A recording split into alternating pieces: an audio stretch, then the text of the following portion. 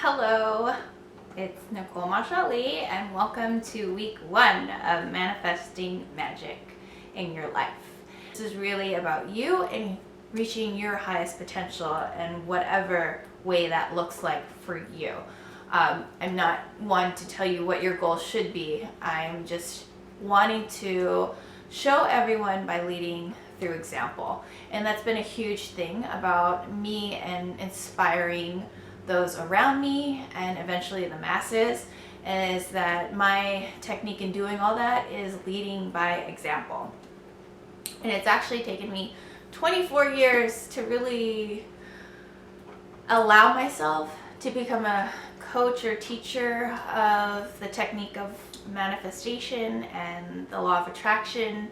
And I'm really happy and excited that all of you are willing to come along on this course. So why is week 1 about commitment? Why is that such a huge deal? Why is that part of manifesting? And I have to say that for myself in my personal life, I had always wanted to be an actor since I was 12 years old. It was a huge goal or dream of mine, but I never really committed to it. Why? Because one, my family, my mom was always telling me that's not a real job, you're never gonna make it. My grandma was always telling me there aren't people that look like you on TV, so why do you think that's gonna be a possibility? 3, society at the time when I was young, again, you're not Caucasian, you don't come from wealthy parents who can pay for art school. Just a whole lot of factors, excuses, and stories that we tell ourselves that are true, but they're not. And I will get to more of that later in the next 4 or 5 weeks. But for now, week 1 is about commitment. And I wanted to share a story, and one of the biggest things I've ever manifested in my life is becoming a full-time actor. How did that happen? Well, I, again, was acting in San Francisco, California since I was 15 years old. But it was more of a hobby to me because I never fully believed that I could make money off of it and be a full-time actress. There was always this part of me, telling me that I couldn't. And it wasn't actually until 2011 when my father passed away very suddenly. He had a stroke, he had a heart attack, and he couldn't breathe. And so the air to his brain got shut off and he went into a coma. It was devastating for the entire family. It was a shock for all of us. No one expected it. He was not even 60 when it happened, his late 50s. And the crazy thing about it was that a month before it happened, we spent Father's Day together.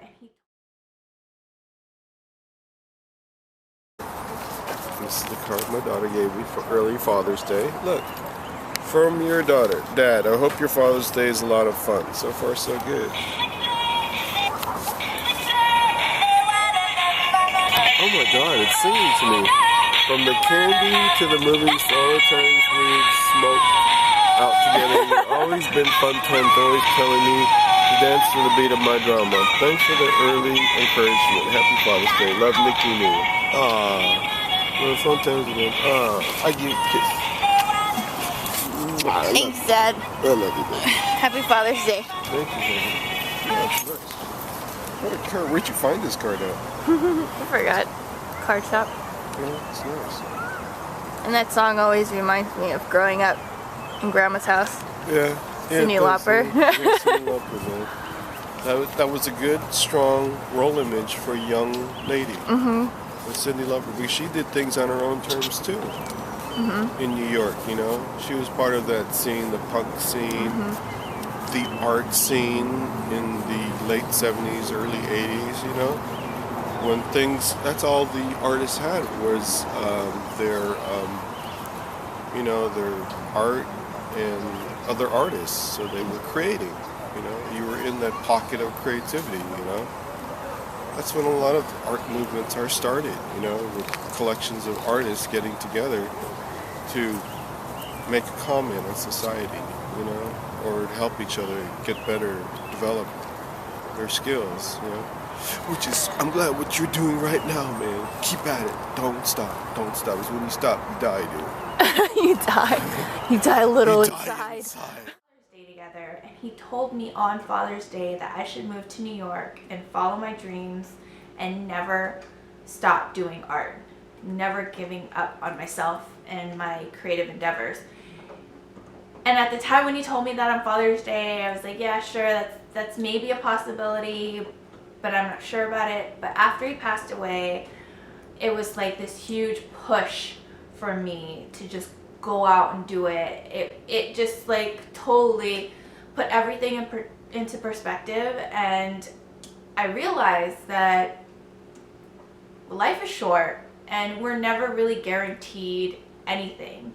And if we want something, we should just go for it. And so I moved to New York in 2012 after my father passed away. I gave my 2 weeks at a very good, lucrative job in San Francisco. I gave up my beautiful one-bedroom apartment in San Bruno, which you could never find anymore because it's so expensive in the Bay Area. And I said goodbye to my friends and my family, because I have no family here in New York, and I just moved. I had no job, no apartment lined up, nothing out here, no agent, no manager, but I made that all happen once I moved here, and I was fully committed to my dream. And I'm not going to tell you it was easy, because that first 1.5 to 2 years was really hard on me. One, because I was still grieving my father's death, and two, my boyfriend and I at the time broke up, and I was devastated because I thought we were going to get married and have kids and this whole thing. And that's a whole other lesson about manifestation that I'll tell you about in the next couple weeks. But I was completely devastated, depressed. I was a mess, but I still struggled through it. And I worked 3 jobs. I lived in a crappy apartment up in Harlem. It was infested by mice. It was disgusting. But I managed to get out of all that. And I booked an amazing manager that helped me get into auditions. He eventually got me an acting job that paid full time. I was acting on set for a full year as a lead character.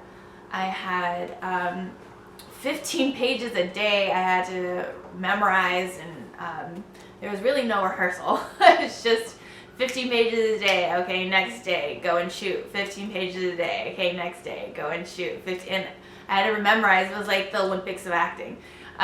But I learned so much in the first 3 or 4 years living here in New York, and none of those opportunities would have happened if I had stayed in San Francisco. I wouldn't be a full-time artist, actor, writer, manifester now if I had stayed in San Francisco.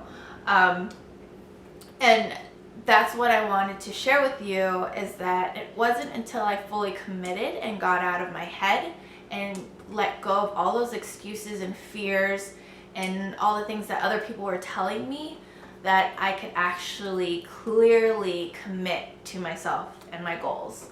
And that's number 1. This is week 1. So I'm making it really easy for you this week. So the heart work, like I say, it's not hard work if it's heart work, is 1, sign that agreement, get that over to me. Watch The Secrets. It's a great foundation. It's a great way to get familiar with the law of attraction, what this 8 weeks is all about. And also let me know via email, when can you get on a phone call or Skype with me. That phone call, the first initial phone call, is just getting to know you. getting to know where you're at, what experience you have with manifesting or law of attraction.